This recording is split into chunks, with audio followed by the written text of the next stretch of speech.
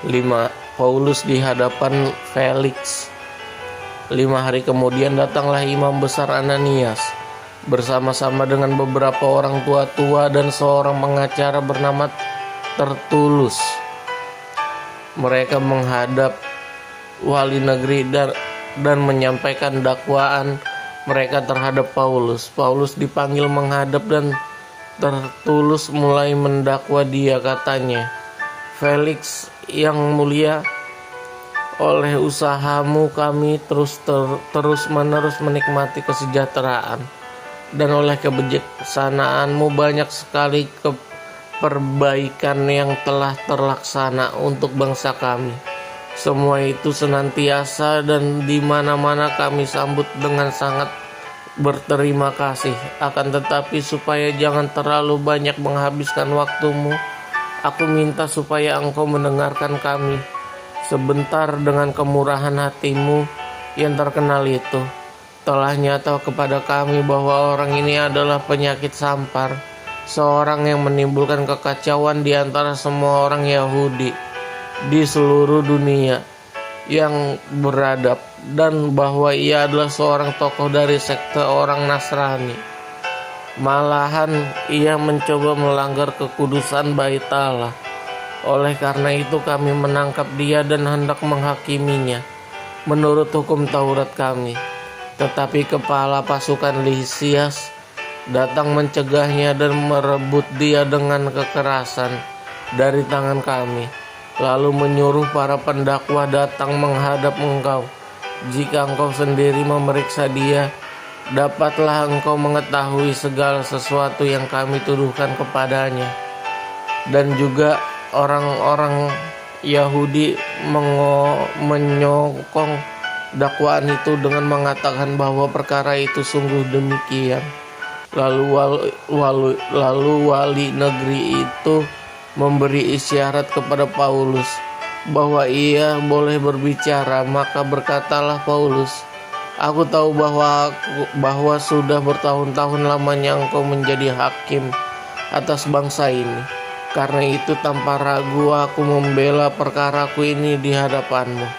Engkau dapat memastikan bahwa tidak lebih dari 12 hari yang lalu aku datang ke Yerusalem untuk beribadah, dan tidak pernah orang mendapati aku sedang bertengkar dengan seseorang atau mengadakan huru-hara, baik di dalam Bait Allah maupun di dalam rumah ibadat atau di tempat lain di kota. Dan mereka tidak dapat membuktikan kepadamu apa yang sekarang dituduhkan mereka kepada diriku. Tetapi aku mengakui kepadamu bahwa aku berbakti kepada Allah nenek moyang kami dengan menganut jalan Tuhan, yaitu jalan yang mereka sebut sekte. Aku percaya kepada segala sesuatu yang tertulis dalam hukum Taurat dan dalam kitab nabi-nabi. Aku menaruh pengharapan kepada Allah sama seperti mereka juga, bahwa akan ada kebangkitan semua orang mati, baik orang-orang yang benar maupun orang-orang yang tidak benar. Sebab itu aku senantiasa berusaha untuk hidup dengan hati nurani yang murni di hadapan Allah dan manusia. Dan setelah beberapa tahun lamanya aku datang kembali ke Yerusalem untuk membawa pemberian bagi bangsaku dan untuk mempersembahkan persembahan-persembahan. Sementara aku melakukan semua itu, beberapa orang Yahudi dari Asia mendapati aku di dalam Bait Allah. Sesudah aku selesai mentahirkan diriku tanpa orang yang banyak dan tanpa keributan, mereka yang sebenarnya harus menghadap engkau di sini dan mengajukan dakwaan mereka jika mereka mempunyai sesuatu terhadap aku. Namun biarlah orang-orang yang hadir di sini sekarang menyatakan kejahatan mereka yang mereka dapati ketika aku dihadapkan di mahkamah agama, atau mungkin karena satu-satunya perkataan yang aku serukan ketika aku berdiri di tengah-tengah mereka, yakni karena hal kebangkitan orang-orang mati aku hari ini dihadapkan kepada kamu.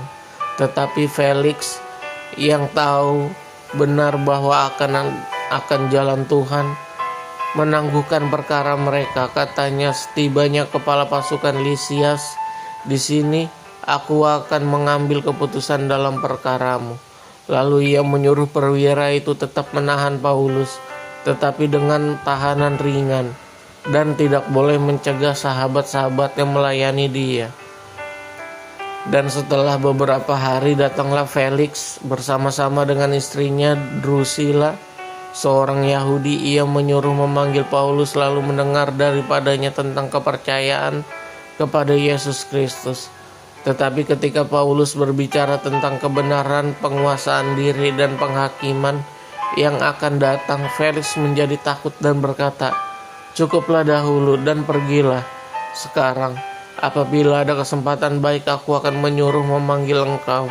Sementara itu ia berharap bahwa Paulus akan memberikan uang kepadanya. Karena itu ia sering memanggil untuk bercakap-cakap dengan dia. Tetapi sesudah genap 2 tahun Felix digantikan oleh Porcius Festus, dan untuk mengambil hati orang Yahudi ia membiarkan Paulus tetap dalam penjara.